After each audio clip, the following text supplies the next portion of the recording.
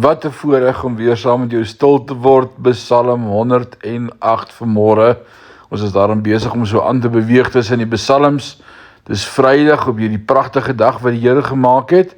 En ons is vanmôre in Psalm 108 en die tema is: my vertroue is in U, o God. Is dit nie pragtig om dit vanmôre saam te bely nie? Voor die volke wil ek U prys, Here. Onder die nasies wil ek U lof besing. Dis vers 3. Wil ek U lof besing, dis goed om alleentyd saam met God te hê. En tog skryf die psalmskrywer hier dat ons ook tussen ander lofliedere moet sing. In die gedeelte verwys dit na mense buite die Israeliete, die buite die verbond met God. Dit wil sê dat wanneer ek en jy tussen mense is wat God nie ken nie, ons sy lof moet besing. Dalk nie letterlik met 'n liedjie nie, maar deur te getuig van sy goedheid. Ons moet van sy grootheid praat met mense om ons. Dis dalk al blootstelling wat hulle van God sal kry.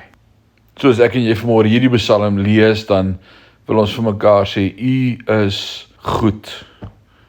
Laat my dink aan die tema van daardie lied wat sê, You're a good, good Father, that's who you are. Loof die Here.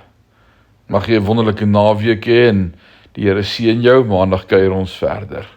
Amen.